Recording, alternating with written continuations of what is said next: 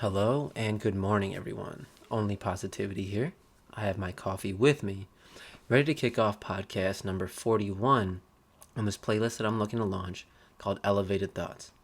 Now, before diving into the book and everything like that for today, let's go ahead and start with the level set. So, as I endeavor upon pursuing knowledge and life experience in this next phase of life through fitness, photography, cannabis, traveling, many more things, one habit that I've really formed is reading. So this podcast essentially goes through some of the books I've been reading as of late, taking those lessons learned and applying them to experiences in my life. So before diving into the book and everything like that for today, let's go and start with the story. Now, not really a funny story for today, but as I've been reflecting throughout the year, one thing I've been reflecting on is my friendships, right?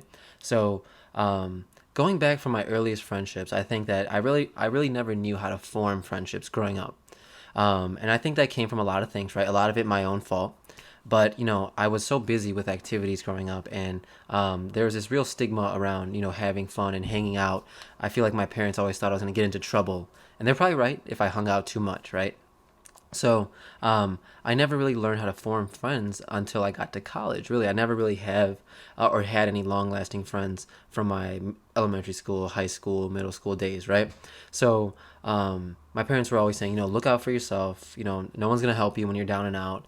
And I don't think that's true. I think that maybe they came to America, right? That tough immigrant life. They didn't really have anyone to depend on, so they essentially wanted me to just focus on building myself and not worry about friendships, right? And there's some worth in that. But as I got into college, I moved away from the house and I really started to form friends, and some friends that I have to this day. Now, what's interesting is, so in college, you meet a lot of people, right? And I met some of my core friend groups, and I even met people after college and grad school and things like that. People that are my best friends, people I consider family to this day. And when you're in college, you meet through classes, through fun, through things like that, right? I met the people I have the most fun with, right? And you think about that as you get older. It's yeah, you still want to have fun with all your friends, in my opinion, right? I still have the most fun with my best friends, and I choose them over everyone else. But also you want to grow, right? You want people that are going to nurture and they're going to grow with you, right? They're going to come along with you as you're growing. And as my career settles off and you start to focus on fitness and traveling and just enhancing your experiences, you hope your best friends are there with you, right? And that doesn't always happen to be the case, right? So I think about a few of my friends in particular that as we mature, right? And as we drift off into different directions, in my opinion, there has to be more than just fun that connects us, right? So, I think about some of my friends that I'm starting to lose touch with a little bit, and just realizing that, hey, look, some of them, right? There's wives thrown in the mix. There's family obligations thrown in the mix. There's kids thrown in the mix, right? And all good, right? I think everyone has to carve out their little niche of happiness. And I think it's such a natural progression, right? I think about some of the things I used to do in college, and I'm not being as articulate as I'd like to be about this, but in college, we all we're learning, right? We do silly things with our interactions with girls, do silly things, in terms of getting by in school, up late. We're being crazy. We're being young guys, and I think we all understood each other at the time. But sometimes, you get older, and some of the guys, some of the friends, they're still doing the same things, right? They're still caught up in the lies. They're still caught up in the BS that we were in when we were in college, right? Now, that's all good, right? I don't judge anyone for anything they do. It's just we learn. We have to learn from our mistakes, right? I definitely made so many mistakes in college, in school, with girls, with my friendships, right? But I learned that you have to personally, you have to cherish the people that are good to you, right? I got a couple of guys I lived with, they took me in, man. They brought me into their family, and their family takes care of me to this day, and I cherish them, right? They're my best friends. They're my best guy friends. A couple of my other buddies, that I met in school, they're on these new enlightenment grind with me, right? And I stay close to them. I stay really close to them because they make me better. I hold them accountable. They hold me accountable. But there's some that I've grown apart from because I'm just not in the drama phase. Life is different for me now, right? I'm looking to grow, and I have a great relationship, with my fiance, and sometimes you just people just grow apart, right? And I'm just reflecting on the friendships, right? And sometimes it's hard to let go, right? Because people are there for you, and sometimes things like that happen. But as you grow, right, you have to be able to like stay detached from these types of things.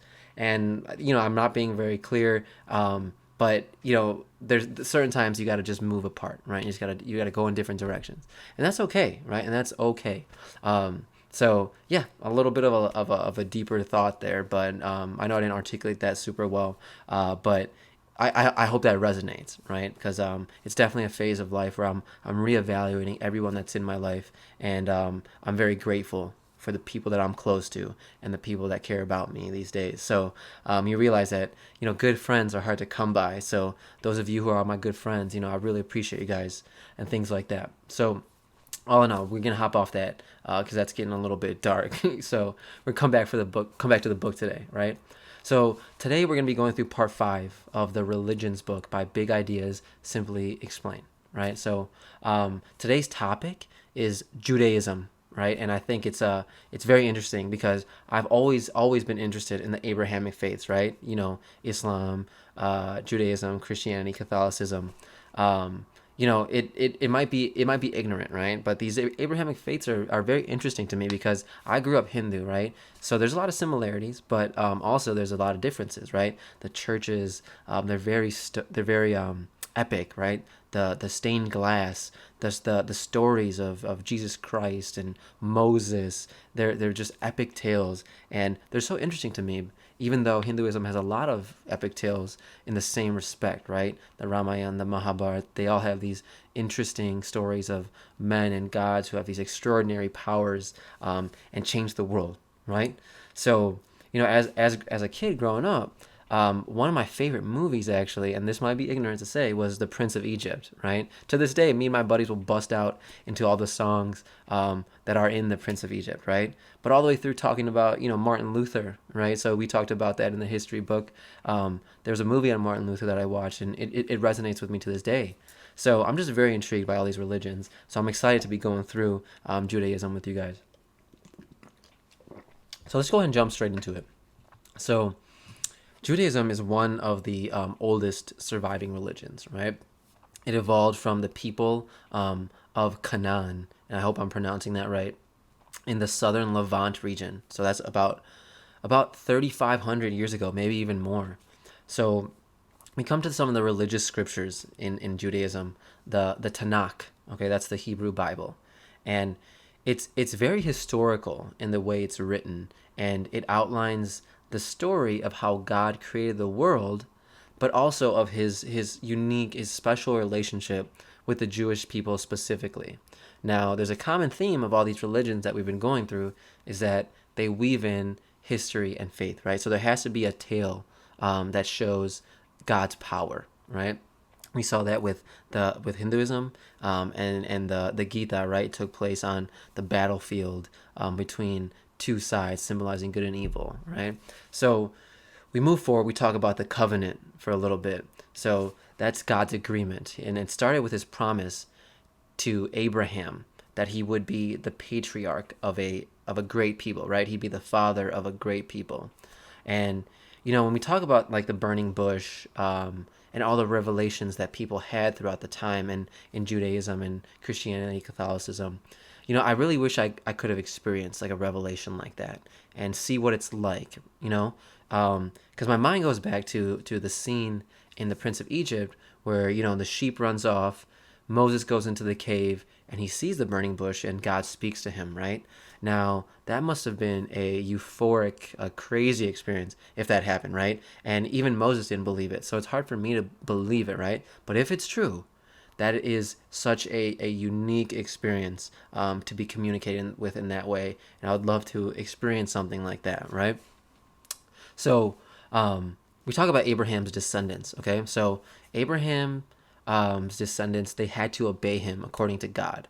And they had to be circumcised as a sign of the covenant. Okay, and in return, God would protect them and guide them back and give them the land of Israel. So now we're going to talk about this covenant of circumcision and how interesting of a flex that was, right? And but like at the onset here, I'm just wondering where the idea of circumcision came from. Right now, to me, it's always been explained as like a hygienic thing, but if God was like, "Yo, as a symbol of you being loyal to me, you got to cut the foreskin off everyone of yourself and everyone after you. Otherwise, you won't get this promised land." That is a weird thing to ask for, in my opinion, right?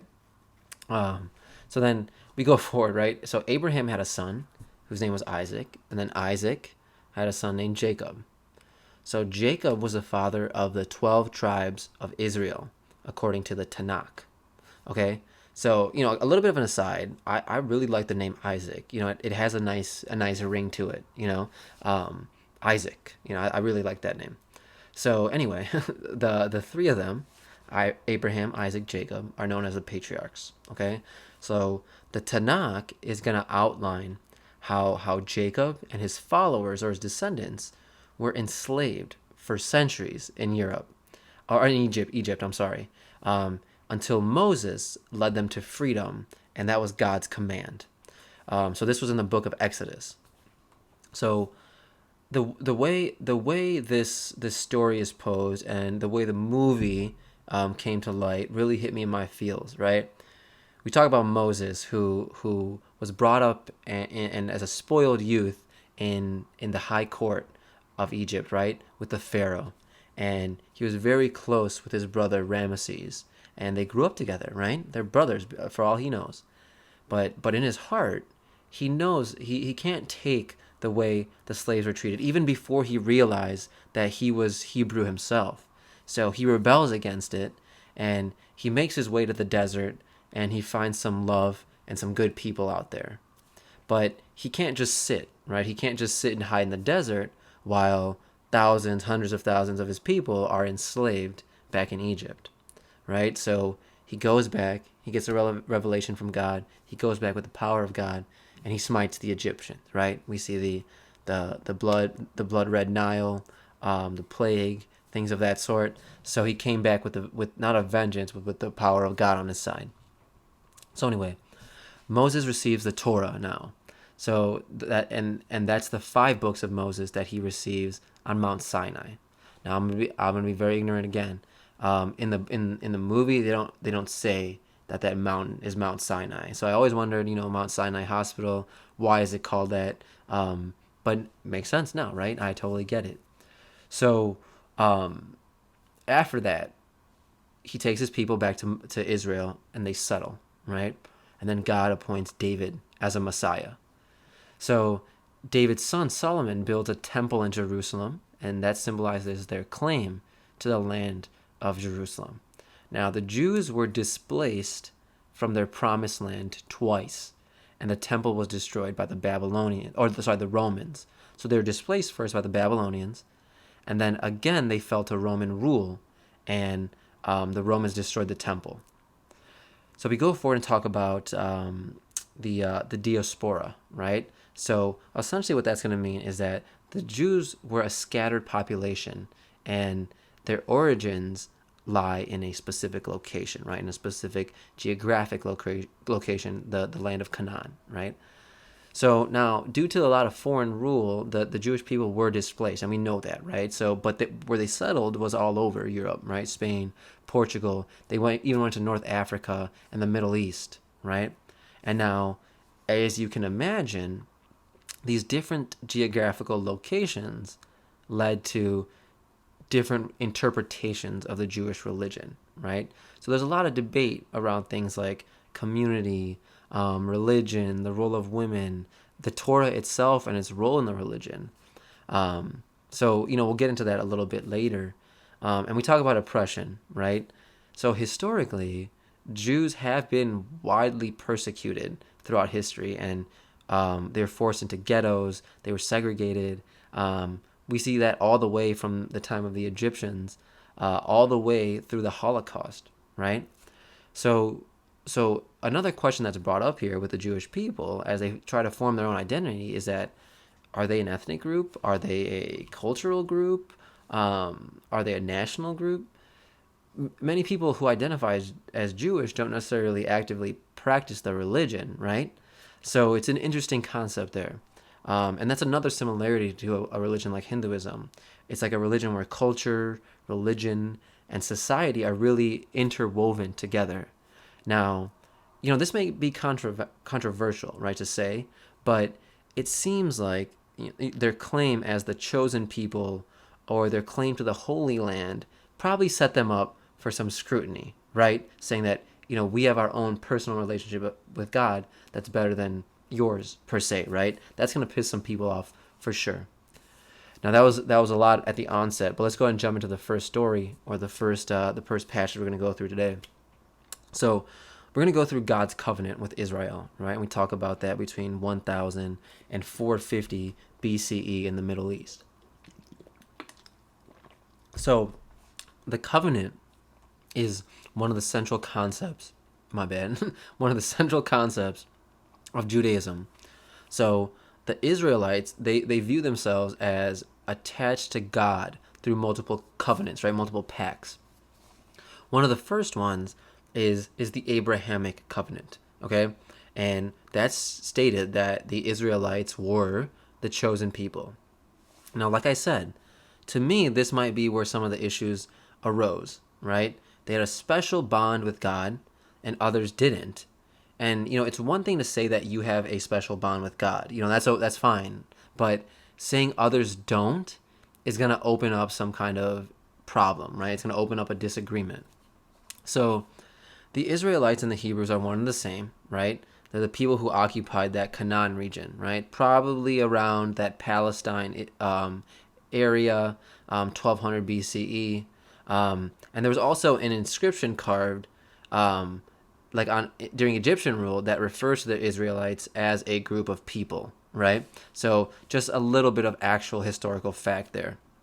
So in the 6th century, the Hebrew people were exiled to Babylonia. Now, this is when majority of the Hebrew Bible was said to have been written. Now, a red flag pops up in my mind there, right? So they're exiled from their area. They're probably going through it, right? They're forced out of their homeland. They probably have no resources. Their future is in question, and this is when the Hebrew Bible was developed at this trying time, right? So to me, that's another example of how faith can oftentimes be a response to trying times, right? People are gonna need something to believe in. So, anywho, let's go into the first covenant. So, the Jews, they deemed their God's name too holy to pronounce, but they called it YHWH, and they call their God El, or Elohim, which means God, right, in Hebrew, I believe. But they pronounced their God's name Yahweh, I believe. I hope I didn't butcher that. So we talk about the book of Genesis, which is the first 5 books of the Torah. Now, it states that it was God's decree that the Israelites even first settled in Canaan. Okay, so God calls upon Abraham and told him to travel to this place called Canaan. So God states that because Abraham was loyal, God would reward him with many descendants who would inherit the land. Now, this was probably a time where legacy might have been a big deal, but personally, if God came to me in a revelation and said, hey, I'm going to bless you with many descendants, I would be like, you know what? I'm good on that, man. Like, I don't need that responsibility in my life right now. I'm good, So, I guess, Abraham had to take it as a given, right? As a commandment. So anyway, going forward, as a symbol of the pact between Abraham and God, he and all the other members of his household were circumcised. And to this day, Jewish boys are circumcised on the 8th day after their birth as a symbol of a pledge and a pact, right? As his covenant. Now, we said we're going to get into this a little bit more. and I don't want to be disrespectful, but did God tell Abraham that he should cut off his foreskin as a courtesy or like as a sign of loyalty? Because that's super odd to me, right? Like, why not like a tattoo or an unspoken oath or something like that? Why do we go straight to like snipping the tip of your penis off? I just don't understand that personally, right? No disrespect, but a very very interesting display or gesture of loyalty, in my opinion. But anyway, we'll hop off that. So Abraham has two sons, Ishmael or Ismail, I don't know, and Isaac. Okay, so God tells Ismail that he would be the father of a great nation, but he chose Isaac to take the covenant from Abraham. So Isaac hands down the covenant to his son Jacob. Okay, so Jacob receives the name Israel from God and is handed down the covenant or hands down the covenant to all future generations. So, like I said, these three, Abraham, Isaac, Jacob, they're known as the three patriarchs. And another interesting story for me, it's like the story of Abraham's loyalty, right? And my brother-in-law and I talk about this often. So, God asked Abraham to sacrifice his son Isaac, right? And he's ready to do it. He's about to do it. About to throw him off a cliff or something like that. And at the last minute, God sends an angel to stop Abraham. And this is another really wild story to me, right? Why would these games be played, right? Why go through the trouble of saying, hey, sacrifice your son at the last minute and say, oh, no, I'm just kidding. You're good. You're loyal. I get it. But whatever, right? I would just be like, dude, I'm in exile, man. Like, yo, like I have been removed from my house. I have nothing right now. And you want me to sacrifice my son? And then you tell me not to, right? Like, geez. Anywho, that'd be a tough one for me. So we'll get off that too and hop onto the covenant at Sinai. Now, the Torah states that famine struck Canaan and the Israelites left, right? And they moved to Egypt where they were enslaved. So famine, right? Famine, another extreme that may push people towards a spiritual resolution, right? We saw that with some of the ancient civilization religions, where famine was a big one, right? They would pray to the sun god and things like that, or the rain god for rain and a bountiful harvest. So anyway, a few generations later, God appoints Moses, who, like I said, was an Israelite raised in the Egyptian court. And God appoints him to lead his people out of slavery and back to Canaan, right? The promised land. And this was in the book of Exodus where there was a lot of miracles. So, God hits the Egyptians with plagues. He turns the Nile to blood, like I said. He split the Red Sea so that the Israelites could pass through. So as they approach the promised land, God leads Moses to Mount Sinai. So Moses climbs up Mount Sinai, and God gives Moses the 10 Commandments. And God said that he would protect these people if they followed the commandments. And the Torah said that God spoke these commandments at the top of Mount Sinai, covered in clouds and fire, while everyone listened from below. So it also says that in the Torah, that the commandments were inscribed on some stone pallets, and those were brought down by Moses.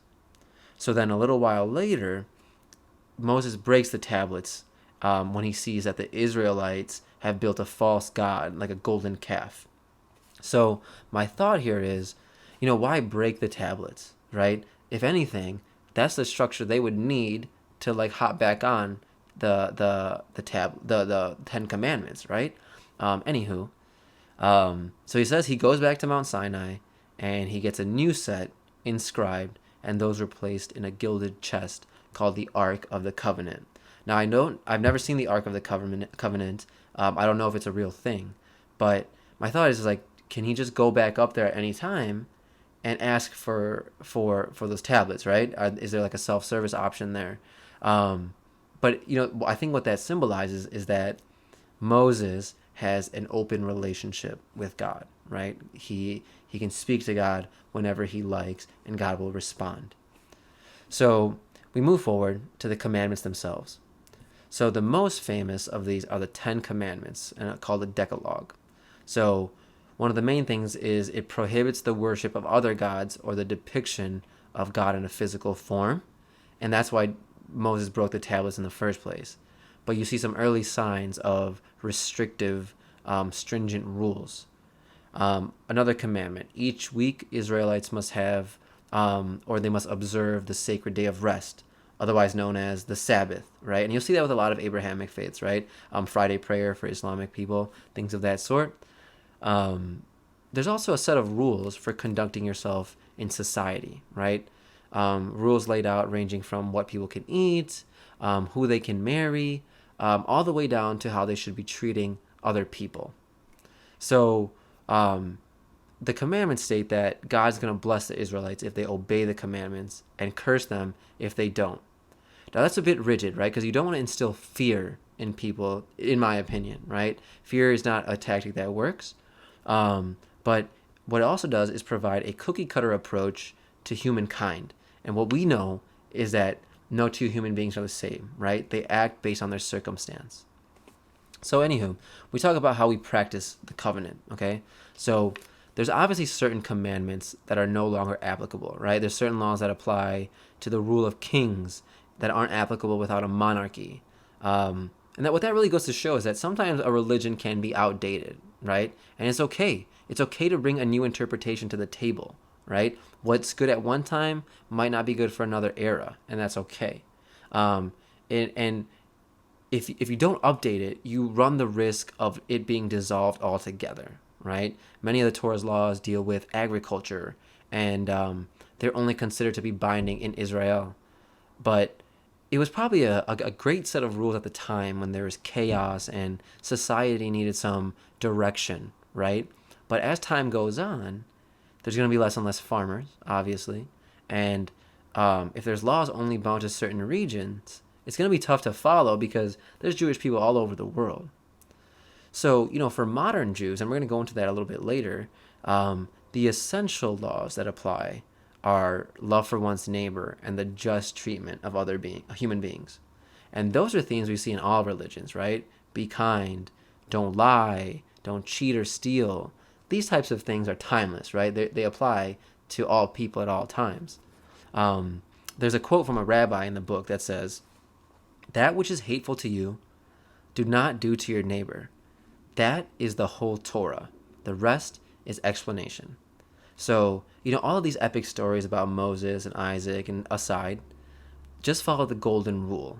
And that's the main point of Judaism, right? And that's how I interpret that, which is awesome, right? Because that's something I resonate with as well.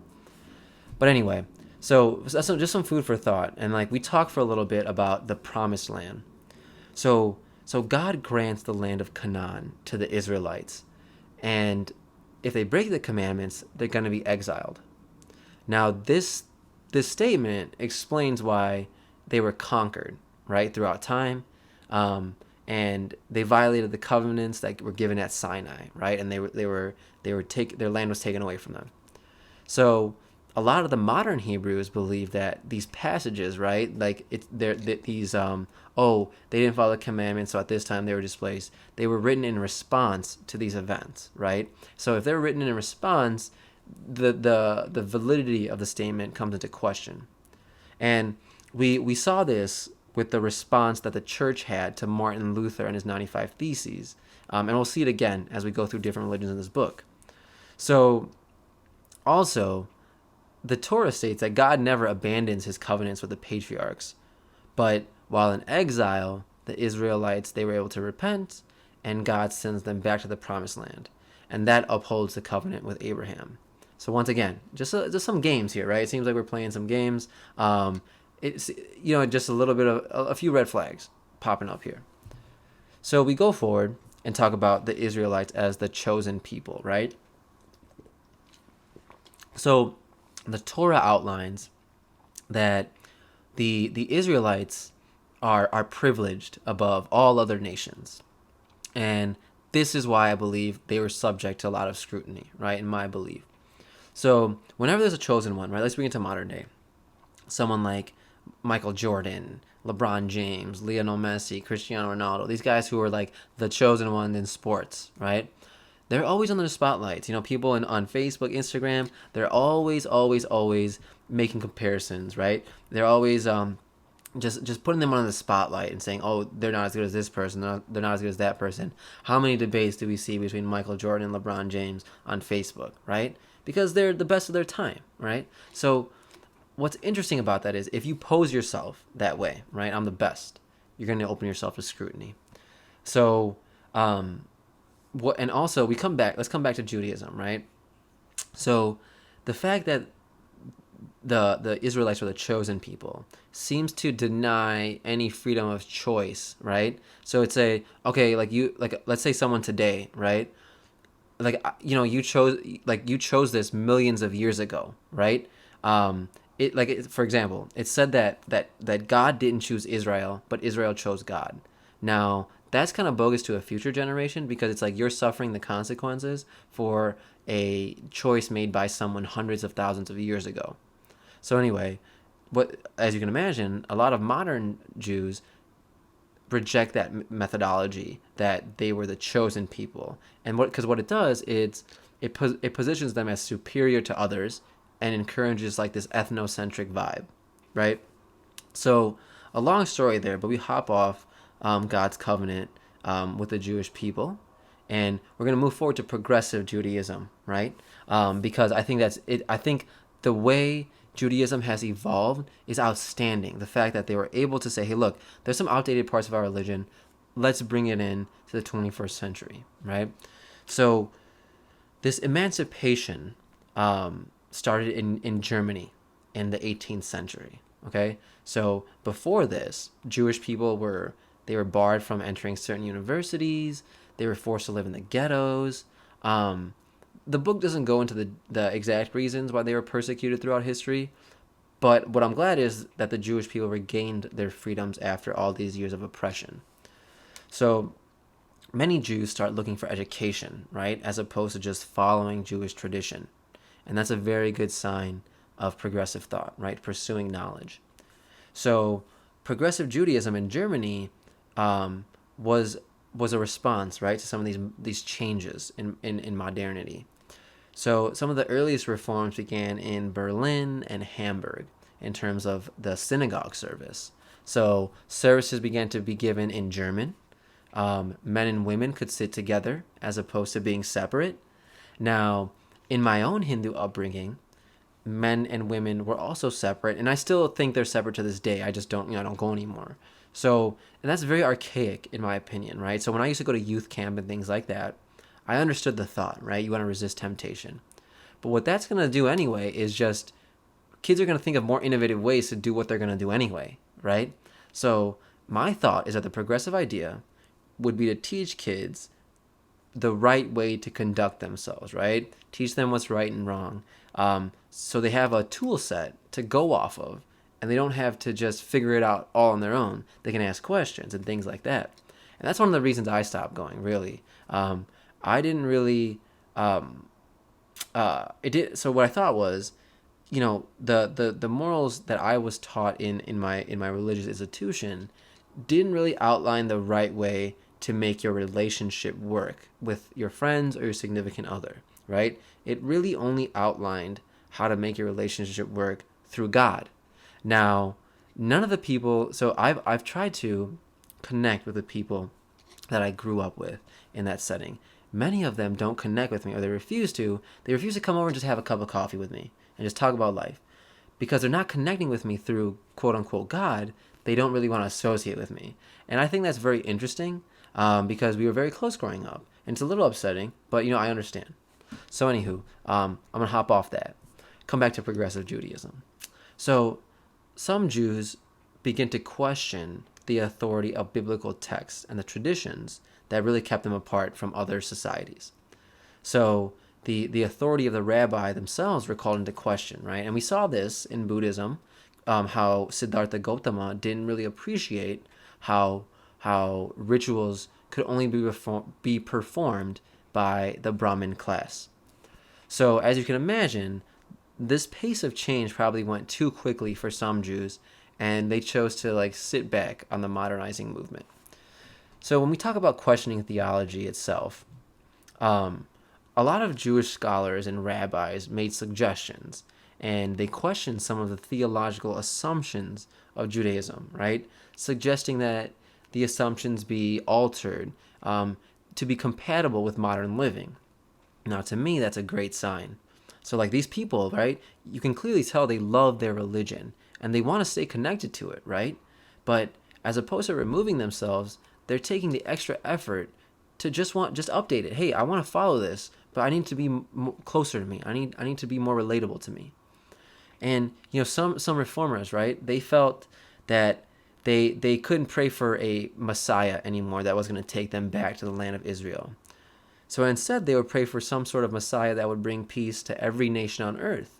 And that's a more broad principle, right? And every Jew could work towards that goal to bring about that peace. Another reform idea was that the Jews weren't in exile anymore, and they could establish their Jewish identity regardless of their geographical location. And going forward, one of the main focuses of this new branch of Judaism is that there's an emphasis on autonomy, right? They're free to determine how they live their Jewish lives, and that's great, right? Make choices based on ethics, Jewish education, commitment to the Jewish people. This autonomy to make these ethical decisions is based on circumstance, and it's something we see in a lot of the religions we've gone through so far, Buddhism particularly, right? Everyone's situation is different. There's going to be some similarities amongst human people, but they also are practicing the same religion, but everyone should be open to interpret their religion the way they can and the way they feel best, if they're not hurting themselves or hurting other people, right?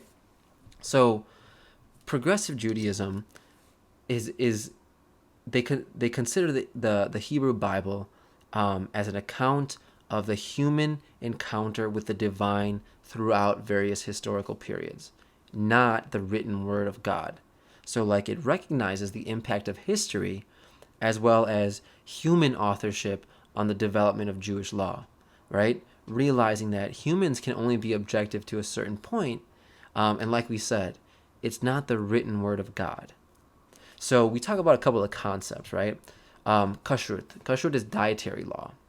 So a lot of progressive Jews might ignore some of the traditions like separating meat and dairy or using only certain utensils to prepare food.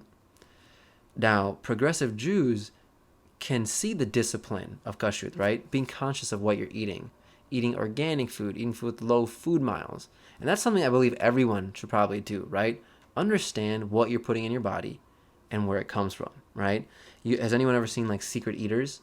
So like the premise of the show is like there's these morbidly obese people who claim to be eating well. They're like, I don't know why I can't lose weight, right?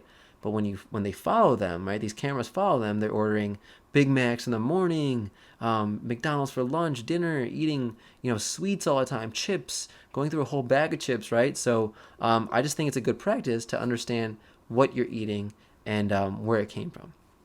So we hop off that, right? Kashrut, the dietary law, and we go into liturgy. So progressive Jews ignore the gendered language for both God and community and use just the word the eternal instead of Lord and ancestors instead of forefathers, right? Because we want to take away this connotation of just men being the integral parts of any religion for that matter. So they included biblical matriarchs as well as patriarchs. Women and men experience full equality in leadership. Women can be ordained as rabbis, and women have bar mitzvahs, things like that, right? What's interesting to me is obviously I have a lot of Indian auntie stories growing up, so they can be super judgmental, right? There's this one auntie that always came to the temple, right, and she would come by herself, without her husband, and she just enjoyed the prayer, right? She didn't bother anybody. She just sat there. She just enjoyed the feeling of being in the temple, and then she would leave, right? But of course, another auntie has to go up to her, and I overheard it saying, "You should really come with your husband, because a woman is incomplete without her husband, and it doesn't look right." And that was a big, big, what the to me, right? But it's not my business, so I just kind of moved along. So anyway, a really good sign when religion can come into a progressive thought like gender equality, right? So that's all I got for you guys today, right? I really enjoyed going through this book so far. We got a couple more stories to go through, but I hope you guys are enjoying the podcast. Feel free to leave me any feedback, and remember, only positivity. Thanks, guys.